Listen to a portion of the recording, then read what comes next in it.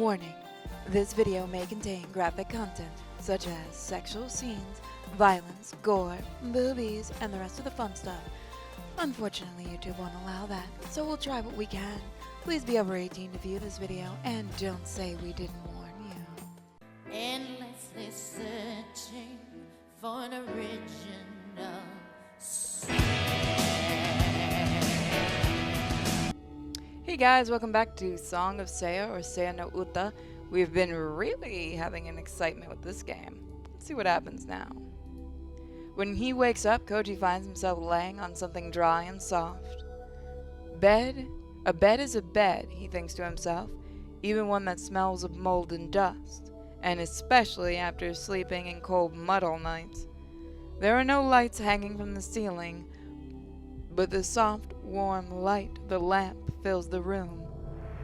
Simple furnishings, non-existent decor, Koji realizes that he is in Ogai's cabin, in the bedroom that he searched before Fuminori pushed him into the well. お目覚めかい? Ryuko is sitting in a chair against the wall, her expression blank as she studies the pile of documents on the table in front of her. She must have brought them up from Ogai's underground lab. She turns a page, then takes a bite from a sandwich in her free hand. 食べる元気があるようなら、そこに。Without looking up from the files, she gestures toward the convenience store bag sitting on the nightstand. 俺をどうやってここに? Koji can't imagine that a woman, even a woman like Ryuko, could have climbed out of the well with him on her back. あの地下室、本棚の裏に開かない扉があってね。Ryuko mutters, taking care not to let the explanation interfere with her reading or eating. 苦労して破ってみたら、別荘のボイラー室に出た。反対側は薄くモルタルを塗って隠してあったんだな。隠し部屋に機材を運び込んでからドアを塞いで、その後は井戸から出入りしていたんだろう。周到なもんだ。そこまでして隠さなきゃならないものがあの部屋にあったんですか? 昔はね、それにさっきまでも。Having finished her sandwich, Ryuko picks up some unsorted papers with her free hand and waves them in the air. 世界中の研究者が誰もかも学会で演壇に登ってリサイタルをやりたがるわけじゃないのさ。自分一人が秘密に通じて、最後には自分のしたいもろとも秘密の墓穴にしまい込んで満足するような、そういう変態野郎もいるんだよ。Koji still hasn't the slightest idea what Ogai's secret might have been. From what Ryuko said in that tunnel, however, he can guess that Fuminori is somehow involved. 文則はどうなっちまったんですか? Koji asks desperately, no longer caring who he gets answers from. 地下の死体と文則と一体どういう関係があるんです? 先生は一体何を追いかけてるんです? 今それを調べてるところだよ。Ryuko replies coldly, as though Koji's concerns are none of hers. 私が咲坂君から聞いたところによると、彼は王外の親族から調査を頼まれているという話だった。ええ、それは俺も聞いてます。ん？そうか、一貫してるんだな。Ryuko pulls several sheets of loose leaf paper from the different files. だが王外に血縁者はいない。私は咲坂君が嘘をついているものとばかり思っていた。だがもう一つの可能性を考えるべきだった。彼は王外の親族を名乗る何者かにそそのかされていたのかもしれない。Ryuko pauses and then looks sidelong at Koji. サヤという名前に心当たりは？サヤ? いいえ、誰なんですか? さて誰なのか何なのか、読めば読むほどわからなくなっていく。She sighs bitterly, then returns her attention to the papers in her hand. 間違いなく言えるのは、そいつが王外の研究の核にあるものらしいということだけだ。もし咲坂君がこのサヤと呼ばれるものとすでに深く関わっているのなら、彼はもう引き返せないところまで踏み込んでいるということになる。The icy certainty in Ryoko's voice sends a chill down Koji's spine. だとしたらどうするつもりなんです、文則を。 He has to ask, even though he already knows the answer. さっきも言ったよね。1年前の私も手元に銃を持ってればってどれだけ後悔したか知れないんだ。 Ryuko replies, smirking at the tension in Koji's voice. もう二度と後悔するつもりはない。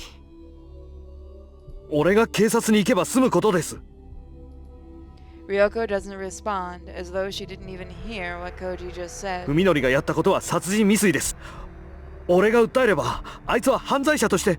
Koji continues persistently. 目撃者は、物証は、咲坂君が君を殺す動機は。 Ryuko cuts him off harshly. なあ、殿君。君は警察の仕事についてひどく勘違いしている。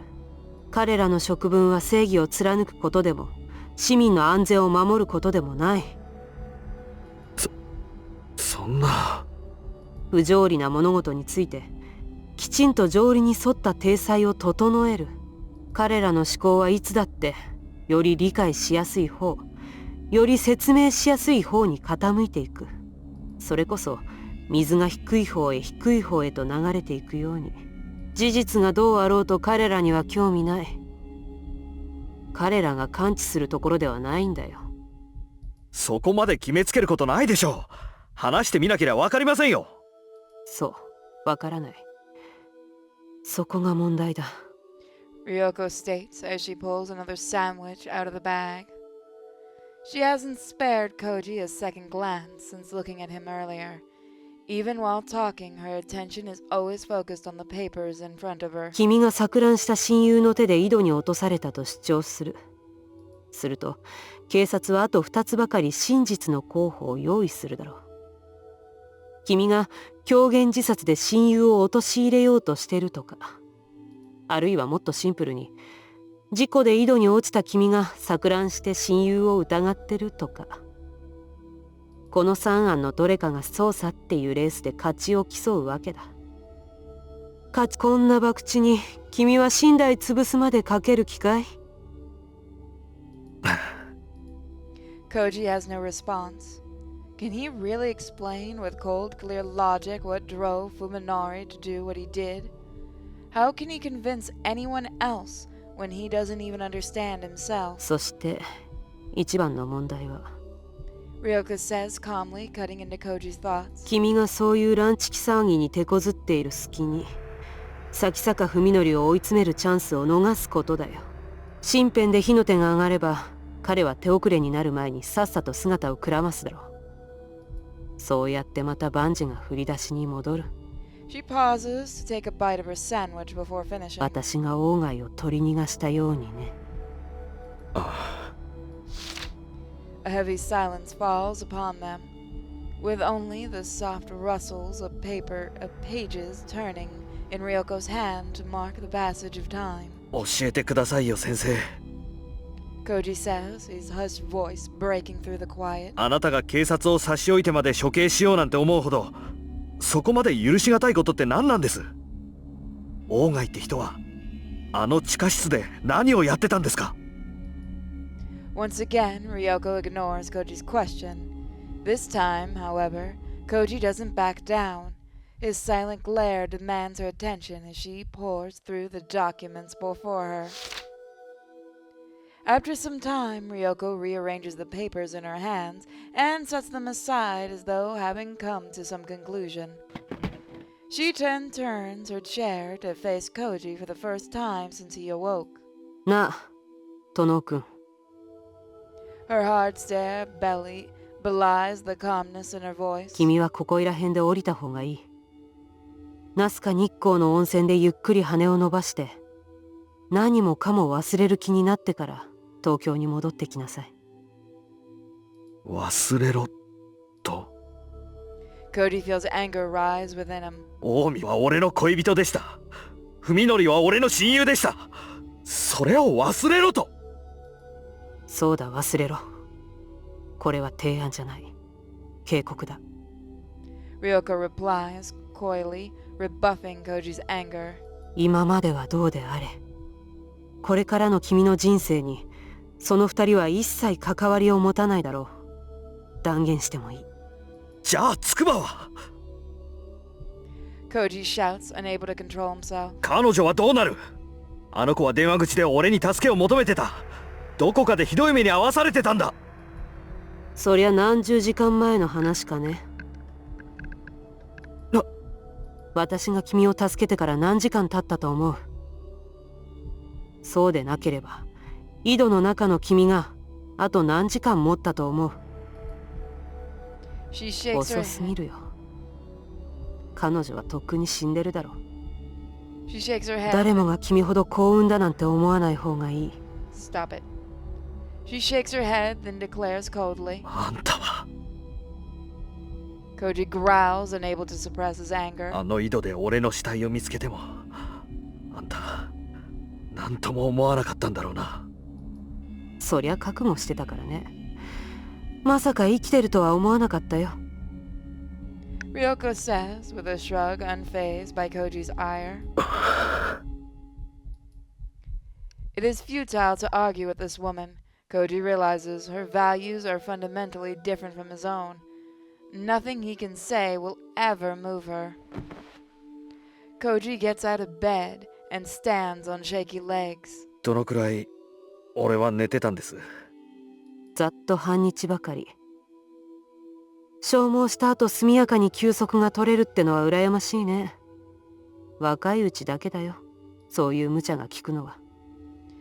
Koji looks at his watch and sees that it is 4 in the morning, which means that it was already early evening when Ryuko rescued him. He can't believe that he survived in that well for almost 2 days. Now that the gaps in his memory have been filled and his sense of time has returned, he realizes that it's already Sunday morning. Ryoko's right, a lot of time has passed since he spoke with Yo on the phone. Koji grabs a sports drink and 2 jelly packs from the bag of food that Ryuko brought, then heads for the door. His legs are still a little unsteady, but he can compensate for that with sheer willpower. 念のため聞かせてもらうが、どこに行くつもりだい？東京へ。 Koji replies, briskly, his tone as hard as hers. 筑波陽はまだ間に合うかもしれない。彼女を助けに行きます。人の話を聞かないやつだね、君は。聞く耳持たないのはお互い様でしょう。 Koji is expecting Ryuko to watch him go with that cold, mocking smile of hers. Instead, however, she sighs heavily and rests her jaw in her hands. もう少し待つ気はないか。こいつのどこかに。 She thrusts her chin at the mountain of papers in front of her. 鴎外が鞘と名付けたものが何だったのか、答えが隠されてるはずだ。そいつを突き止めて、ちゃんと対策を講じてから動くべきだと私は思う。筑波が死んでると決めてかかってるあんたなら当然そう思うでしょうね。 In truth, Koji is extremely uneasy about going it alone. At the same time, however, he knows that he mustn't depend on Ryuko. She's made it clear that she doesn't care about saving lives. Teaming up with her will only make it more difficult to salvage something, anything, out of this nightmare. 殿くん、 Ryuko calls just before Koji steps out the door. 仮にも一度は殺されかかってるんだ。もう二度と殺されるな。She picks something up from the table and tosses it to Koji. Koji catches it. He feels its solid weight fill his hands. これは Koji stares at the menacing shape of cold metal. It's a revolver, the same one that was clenched in Ogai's skeletal fist. あと4発入ってる。安全装置はない。引き金を引くだけで弾が出る。どこでどう使うかは君の判断に任せるよ。If Koji were his usual cautious self, he would not hesitate to reject the dangerous offering. The only time you truly need a gun is when all hope is lost. He'd prefer not to fight a losing war. And yet, without even knowing it, Koji has already set foot into Ryoko's world, choosing instinct over reason. He accepted the small but deadly weapon and stuffed it into his pocket. There is no question that Koji intends to save Yo and bring Fuminori to answer for his crimes. But the back of his mind, however, he can hear the footsteps of ruin approaching.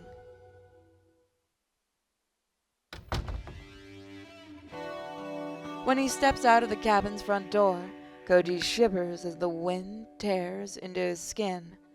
To his surprise, the outside air is even colder than the mud at the bottom of the well. Perhaps the cramped space mitigated the cold somewhat. If he had been exposed to this chill all night long, he would surely have frozen to death. Koji finds 2 cars parked in the yard. The smaller car next to his must be Ryuko's. When he sits behind the wheel of his car, he gets some relief from the feeling that he has taken the first step, however small, back into his world. His sips from the sports drink wetting his parched throat, then washing down some jelly. His stomach rebels at the sudden influx of food after 36 hours on empty, but he manages to forces down the urge to vomit. Koji needs the energy. No matter how hard it is, he must regain enough stamina to overcome the challenges ahead. After forcing down as much food as he can handle, Koji leans back in his seat and takes a short break. When he begins to feel like himself again, he reaches into the back seat and pulls his spare cell phone out of his bag. He never expected that carrying 2 cell phones would be such a stroke of luck. As he pulls out Fuminori's number and prepares to hit the send, Koji is overcome by a flood of emotions. Rage, despair, sorrow, pity. He is unable to decide what to feel toward his friend. However, there is no time to dwell on his past. Every second lost diminishes the chance of saving Omi and Yo. Koji refuses to consider that it may already be too late. He steels himself and presses the button, then holds the phone to his ear as it rings. The shrill sound seems to go on for longer than it ever has in his life. Right now, Fuminori's phone must be displaying the number of the caller. Koji wonders what his reaction will be when he sees it. The call goes through. In the silence on the other end of the phone, Koji senses surprise, apprehension, and dark fury. Feeling slightly gratified, Koji delivers the first jab. よう、そんなに意外か、死人からの電話は。驚いたね。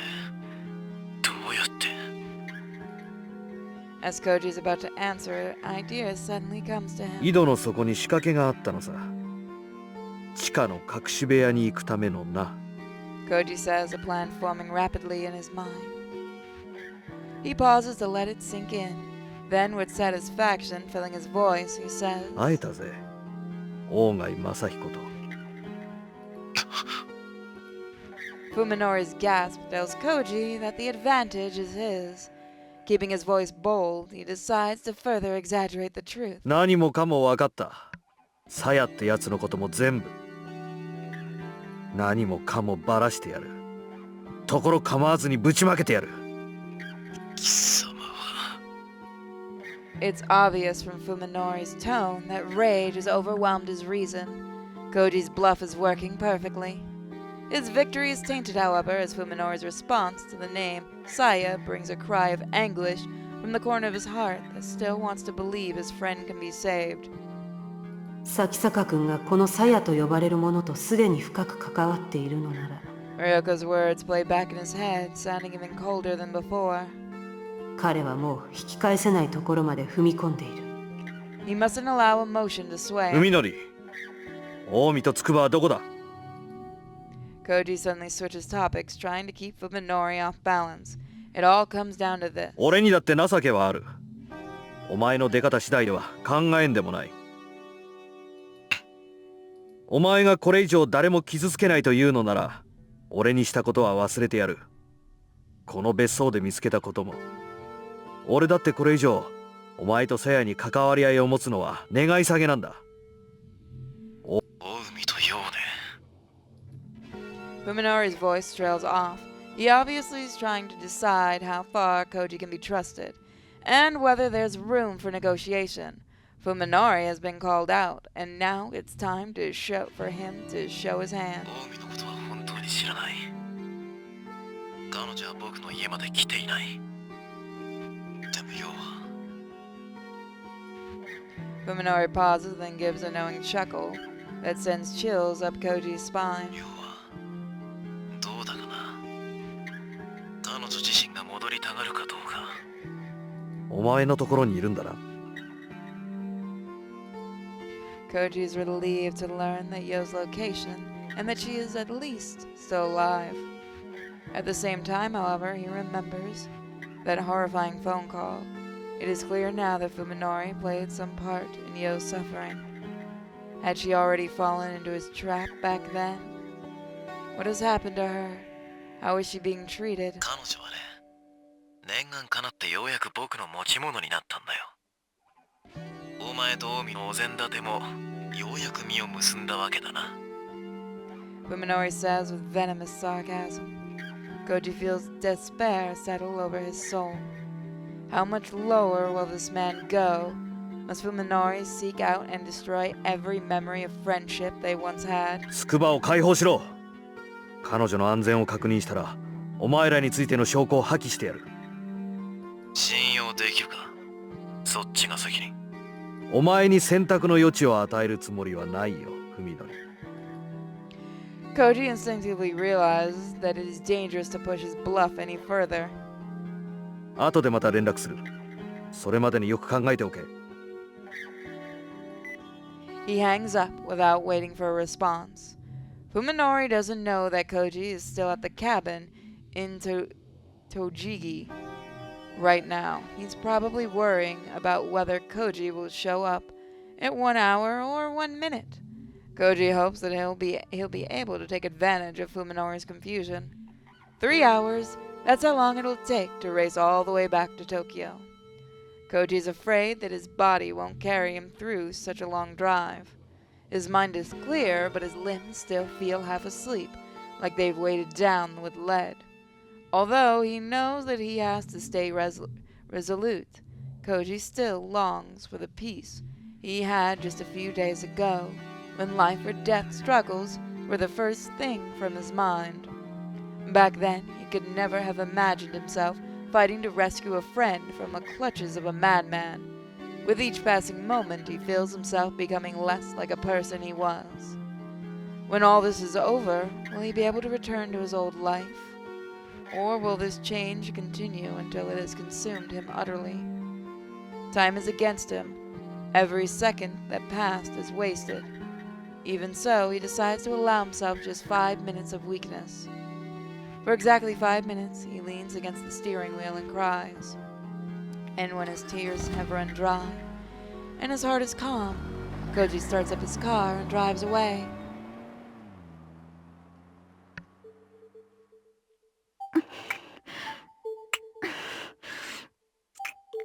Well, I guess we'll find out what happens next time, guys, because that sound just, ooh boy. See you guys then. Check out all those lovely links in the description, and I'll see you next time. Bye.